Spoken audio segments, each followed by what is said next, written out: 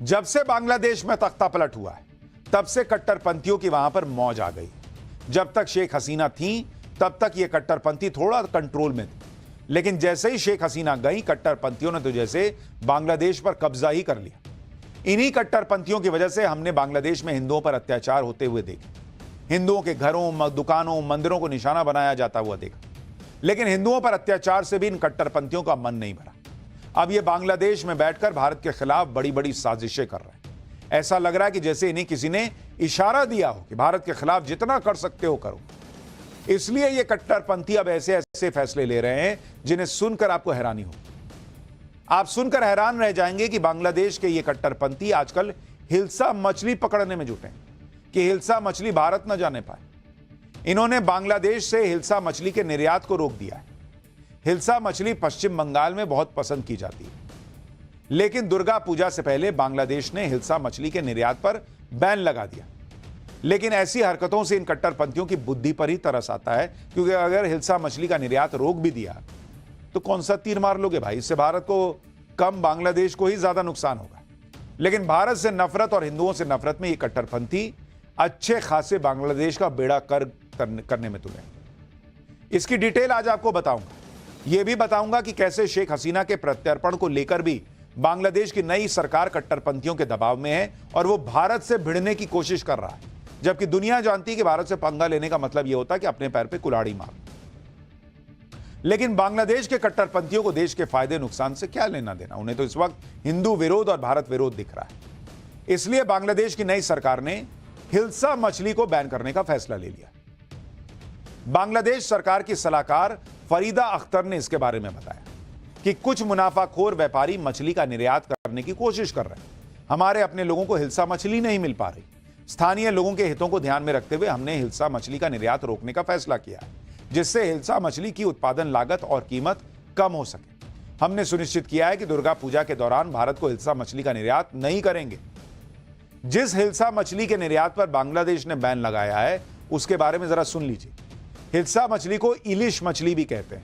यह बंगाल की खाड़ी में पाई जाती है। दुनिया की 70% हिल्सा मछली का उत्पादन बांग्लादेश करता है। हिल्सा मछली बांग्लादेश की राष्ट्रीय मछली है और राष्ट्रीय गौरव से जुड़ी हुई। हिल्सा मछली की कीमत 1800 रुपए से 2400 रुपए प्रति किलो तक होती है। हिल्सा मछली को मछलियों की रानी भी कहा जाता है। यह खाने में स्वादिष्ट होने के साथ कई बीमारियों में फायदा पहुंचाती है। बांग्लादेश में नई सरकार आने के बाद इस तरह के फैसले किए जा रहे हैं, जबकि शेख हसीना के पीएम रहते हुए यही हिल्सा मछली भारत और बांग्लादेश के बीच कूटनीति का जरिया थी। आपको हिल्सा कूटनीति के बारे में याद दिलाता हूं, जिसकी शुरुआत 1996 में हुई। 1996 में गंगा जल बंटवारे की संधि के बाद शेख हसीना ने बंगाल के तत्कालीन सीएम ज्योति बसु को हिल्सा मछली उपहार में दी थी। बांग्लादेश ने 2012 से 2020 तक बाकी देशों में हिल्सा के निर्यात पर रोक लगाई थी, लेकिन भारत को हिल्सा देने पर रोक नहीं लगी थी। 2019 में बांग्लादेश ने दुर्गा पूजा के उपहार के तौर पर 500 टन हिल्सा मछली भारत में भेजी थी। 2023 में भी दुर्गा पूजा के लिए बांग्लादेश ने भारत में हिल्सा भेजने का फैसला किया था। 2023 में बांग्लादेश के 79 एक्सपोर्टर्स ने करीब 3950 टन हिल्सा मछली भारत भेजी थी। लेकिन अब बांग्लादेश को एक नया बुखार चढ़ा कि नहीं, हम हिल्सा नहीं देंगे। अब नई कट्टरपंथी सरकार हिल्सा डिप्लोमेसी को रोकना चाहती है। इनको लग रहा है कि भाई बंगाल में हिल्सा मछली ज्यादा खाई जाती है, अभी दुर्गा पूजा आने वाली है, वहां डिमांड होगी, नहीं भेजेंगे, कोई बहुत बड़ा तीर मार ले। बांग्लादेश ने हिल्सा के निर्यात पर बैन लगाया, लेकिन भारत में अभी भी आराम से हिल्सा मिल रही है। व्यापारियों के मुताबिक बांग्लादेश की हिल्सा मछली अब म्यांमार के रास्ते भारत आ रही। हालांकि इससे हिल्सा मछली की कीमत थोड़ी बढ़ गई, लेकिन दुर्गा पूजा के दौरान लोग महंगी कीमत पर भी इसे खरीदते हैं। यानी बांग्लादेश की सरकार भले ही बैन लगाए, लेकिन हिल्सा मछली तो भारत आ रही है। तुम क्या ही कर लिए? ऐसा लगता है कि कट्टरपंथियों ने ठान लिया है कि ये बांग्लादेश को पूरी तरह से बर्बाद करके मानेंगे और बांग्लादेश को भी पाकिस्तान की तरह आतंक का अड्डा बना देंगे। क्योंकि आप देखिए कि जब से बांग्लादेश में नई सरकार आई है, तब से वहां पर एक के बाद एक आतंकवादियों को जेल से निकाला जा रहा है। और ये छोटे मोटे आतंकी नहीं, खूंखार आतंकवादी। उसी में एक आतंकी है जशीमुद्दीन रहमानी, ये जिसकी तस्वीर देख रहे हैं, जिसे शेख हसीना की सरकार के दौरान जेल में कैद किया गया। वो अब बाहर आ गया और जशीमुद्दीन रहमानी आतंकी संगठन अंसारुल्लाह बांग्ला टीम का सदस्य है। अल कायदा का समर्थन करता है। जेल से बाहर आते ही जसीमुद्दीन रहमानी ने भारत को धमकी भी दे दी। जसीमुद्दीन रहमानी ने भारत को धमकी देते हुए कहा कि भारत में चिकन नेक को काट देंगे। जैसे हमारे यहां एक भाई साहब कह रहे थे ना कि चिकन नेक काट देना चाहिए भारत को और वो जेल में है आजकल, वैसा ही ये आदमी कह रहा है कि भारत में चिकन नेक को काट देंगे, जम्मू कश्मीर को भारत से आजाद कराएंगे, बंगाल को भी भारत से अलग कराएंगे, खालिस्तान का समर्थन करेंगे। सोचिए क्या क्या ये लोग दिमाग में पाले बैठे हैं कि बंगाल को भारत से काट देंगे ये लोग। ऐसे आतंकवादियों को जब खुला छोड़ा जाएगा तो बांग्लादेश आतंक का अड्डा बन ही जाएगा। सच्चाई यह है कि बांग्लादेश अब दूसरा पाकिस्तान बनने की तरफ तेजी से बढ़ रहा है, जो दिख रहा है उसके हिसाब से। वहां पाकिस्तान का समर्थन करने वाले कट्टरपंथी संगठन जमाते इस्लाम के समर्थन से बांग्लादेश की अंतरिम सरकार चल रही है और यह कट्टरपंथी अब बांग्लादेश के इतिहास को ही बदलने की कोशिश कर रहे हैं। बांग्लादेश में संविधान बदलने के लिए कमेटी बना दी गई है। आजादी के प्रतीक मिटाने की तैयारियां चल रही हैं। शेख मुजीबुर रहमान की प्रतिमा गिरा ही दी गई। अब राष्ट्रगान अमर सोनार बांग्ला को बदलने की मांग हो रही है, जिसे रविंद्रनाथ टैगोर ने लिखा था। बांग्लादेश के कट्टरपंथी अगर सोच रहे हैं कि धमकी देकर भारत को डरा देंगे तो पहले मालदीव का हाल देख लेना चाहिए। मालदीव ने भी भारत को आंखें दिखाने की कोशिश की थी कुछ दिन पहले, लेकिन पीएम मोदी की एक तस्वीर से पूरा मालदीव घुटनों पर आ गया। पीएम मोदी की लीडरशिप में भारत एक ग्लोबल पावर बन रहा है। भारत की अनदेखी करना आज किसी भी देश के लिए मुश्किल है। बांग्लादेश जितना जल्दी समझेगा उतना उसके लिए बेहतर रहेगा। खैर, बांग्लादेश अपना शिकार खुद कर रहा है। यूपी में भेड़ियों के आतंक पर हम आपको पाठशाला में लगातार हर अपडेट दे रहे हैं। जिस बहराइच में करीब 2 महीने से लोग आदमखोर भेड़ियों को की वजह से खौफ से घरों में कैद हो गए थे, जहां 50 से ज्यादा गांवों की करीब 80,000 की आबादी आदमखोर भेड़ियों के लगातार हो रहे हमलों से सहमी हुई थी। लोगों को अपने बच्चों की चिंता सता रही है, क्योंकि दबे पांव आकर ये आदमखोर जो है वो बच्चों का ही शिकार कर रहे हैं। लेकिन आज वहां के लोगों को बड़ी राहत मिली, क्योंकि जब हाईटेक ड्रोन नाकाम हो गए, शार्प शूटर की हाईटेक गन्स काम नहीं आई, तो ऑपरेशन भेड़िया में जुटी टीम ने ही दबे पांव पहुंचकर आदमखोर भेड़ियों के झुंड में बचे 2 भेड़ियों में से एक को पकड़ लिया। ये उसी की तस्वीर। ड्रोन को चकमा दे रहा ये 5वां आदमखोर भेड़िया कैसे जाल में फंसा, उसकी एक एक डिटेल सुनिए। लेकिन पहले पिंजड़े में बंद हो चुके इस आदमखोर खूंखार की तस्वीर देखिए। ये देख के देख नहीं रहे, ये कैसा खूंखार दिख रहा है। ये देख के ही लग रहा है कि ये छोड़ने वाला नहीं है। देख रहे हैं, इसका बस चले तो वो रॉड खा जाए। पिंजड़े में बंद होने के बावजूद ये आदमखोर भेड़िया हमला करने को तैयार दिख रहा है। किस तरह भेड़िया पिंजड़े की सलाखों को अपने नुकीले दांतों से चबाने की कोशिश कर रहा है, आप देख रहे हैं। आप इसे ही देखकर अंदाजा लगा सकते हैं कि हमला करते वक्त ये आदमखोर अपने इसी मजबूत जबड़े से और दांतों से कैसे शिकार को दबोच कर भागता होगा। आप सोचिए, जो लोहे की रॉड चबाने का प्रयास कर रहा है वो आदमी को छोड़ता होगा, बच्चे का क्या करता होगा सोचिए। इस आदमखोर को पकड़ना इतना आसान नहीं रहा। भेड़िए के जाल में फंसने के बाद भी टीम के लोग इसके पास जाने से हिचकते रहे और फिर किसी तरह हिम्मत जुटाकर लाठी डंडों की मदद से इसे काबू किया गया। फिर पैर बांधकर पिंजड़े तक इसे ले जाया गया। आज जिस आदमखोर को पकड़ा गया है वो मादा भेड़िया है। इस आदमखोर को पकड़ने के बाद ऑपरेशन भेड़िया में जुटी टीम का जोश हाई है। अब यह टीम जल्दी ही बहराइच में आदमखोर का आतंक खत्म करने का दावा कर रही है। एक बार सुनिए ये लोग क्या कह रहे हैं, फिर आपको बताऊंगा 5वें आदमखोर को जाल बिछाकर किस तरह पकड़ा गया। 5वां भेड़िया पकड़ा गया है। हमने 6 पकड़ने की बात कही गई थी, उसमें से 5 पकड़ लिए हैं। एक अभी भी फरार है, भगा हुआ है, और उसको भी हम जल्द ही पकड़ लेंगे। जब हमारा सही टाइम आएगा, उसका ख़राब टाइम आएगा, तभी पकड़ पाएंगे। प्रयास तो लोग हम डेली कर रहे हैं, 100% कर रहे हैं। हालांकि आतंक का पर्याय बन चुके आदमखोर को पकड़ना आसान नहीं रहा। एक तरफ पिछले कई दिनों से शार्प शूटर्स की टीम उसे ढूंढने में जुटी रही, तो दूसरी तरफ हाईटेक ड्रोन्स की मदद से उसकी सटीक लोकेशन पता करने की कोशिशें। लेकिन यह शातिर आदमखोर लगातार चकमा देता रहा, जिसके बाद स्ट्रैटेजी बदली गई। गांव वालों की मदद ली गई और उसे पकड़ा गया। इस ऑपरेशन में जुड़े अधिकारियों ने बताया कि आदमखोर भेड़िए इतने शातिर हो चुके थे कि आसमान में ड्रोन दिखता था तो भाग जाते थे। जब ड्रोन नाकाम होने लगे तो फुटप्रिंट्स के जरिए आदमखोर भेड़िए तक पहुंचने का प्लान बनाया गया। दरअसल बीती रात बहराइच के ददुआपुर गांव में बकरी पर भेड़िए ने हमला किया, इसकी जानकारी थी। जांच में कंफर्म हो गया कि ये भेड़िए के ही फुटप्रिंट्स हैं। खून लगा हुआ था, छाप पड़ता चला गया। इसके बाद भेड़िए के पैरों के निशान को ट्रेस करना शुरू किया गया कि देखें किधर गया है। इस काम में मुश्किल इसलिए नहीं आई क्योंकि पंजे के निशान बेहद साफ बने हुए थे और एक ही तरफ जाते हुए दिखाई दिए। जहां तक भेड़िए के पंजे के साफ निशान दिखाई दिए वहां तक टीम आगे बढ़ती रही। यह दूरी बकरी पर हमले वाली जगह से करीब 6 किलोमीटर थी। इसके बाद भेड़िए को पकड़ने के लिए जाल बिछाया गया, लेकिन अंधेरा होने की वजह से ऑपरेशन को सुबह तक के लिए टाल दिया गया। फिर सुबह सुबह करीब 4 बजे भेड़िए को पकड़ने के लिए एक बार फिर ऑपरेशन शुरू हुआ और 2 घंटे की मशक्कत के बाद सुबह सुबह करीब 6 बजे यह 5वां आदमखोर भेड़िया पकड़ा गया। ऑपरेशन भेड़िए में जुटी टीम ने 5वें भेड़िए के पकड़े जाने को बड़ी कामयाबी बताया और बहराइच में आदमखोर भेड़ियों का आतंक पूरी तरह खत्म होने तक ऑपरेशन जारी रहने का भरोसा भी दिया।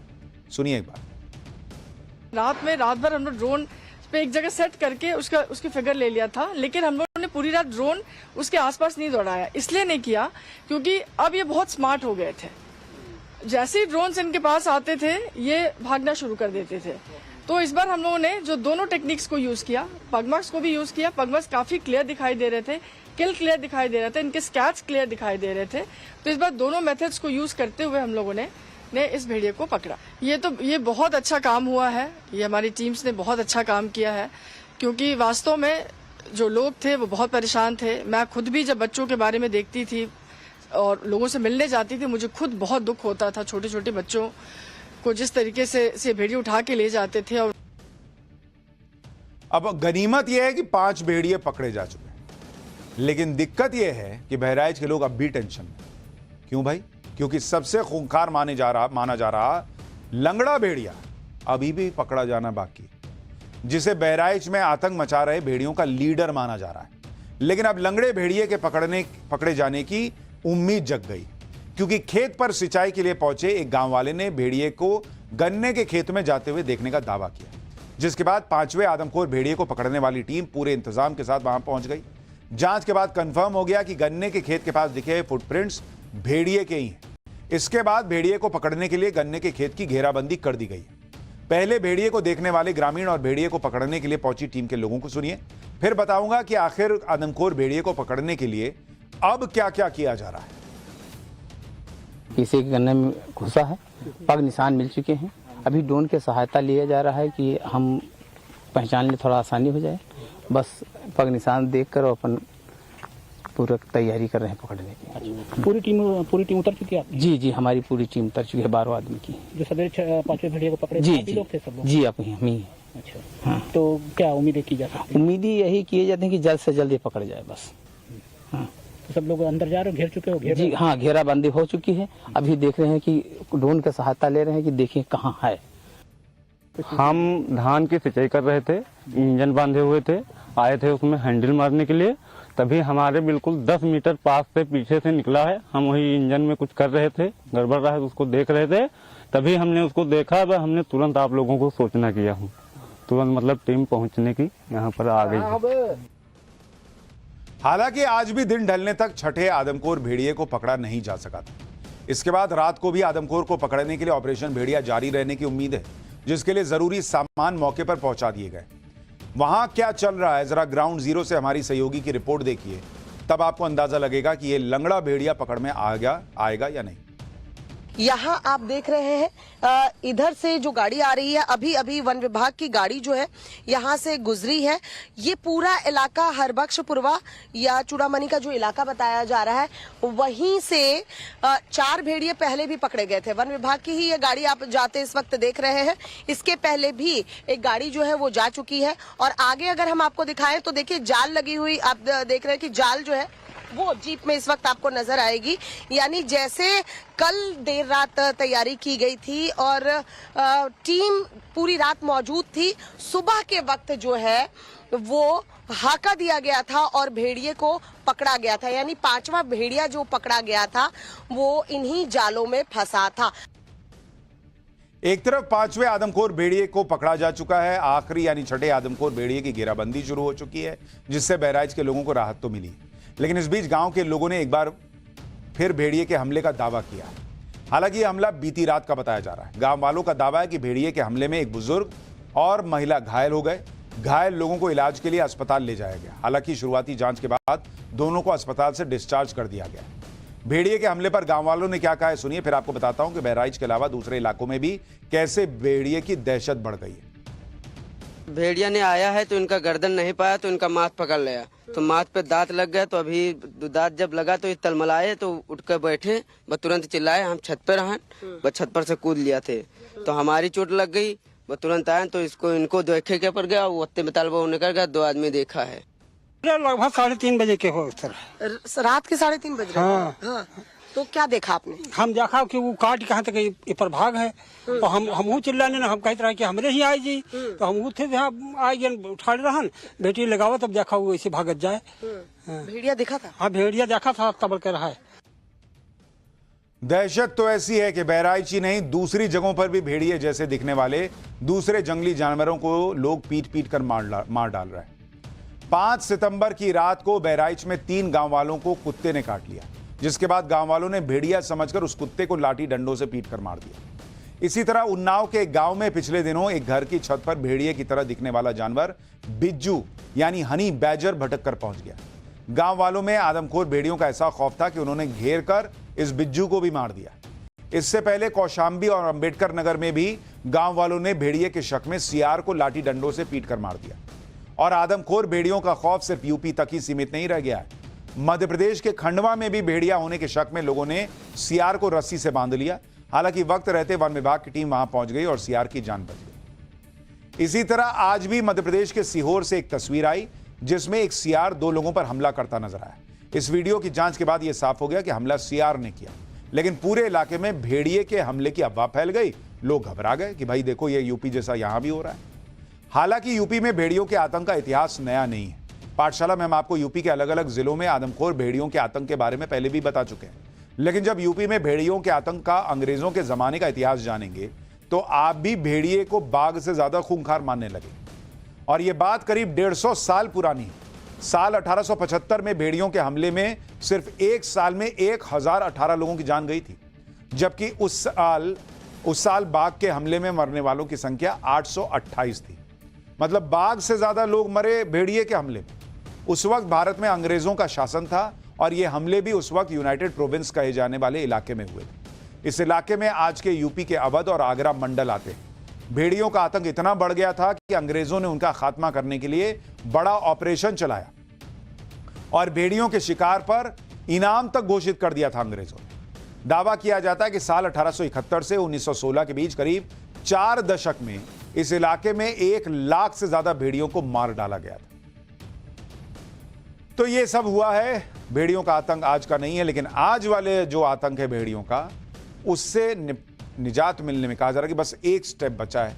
उस पर आपको जानकारी देता रहूंगा। पाठशाला में अब एक नई समस्या का चैप्टर, 200 किलोमीटर की स्पीड से आया वो तूफान जिसने 3 देशों को हिला दिया।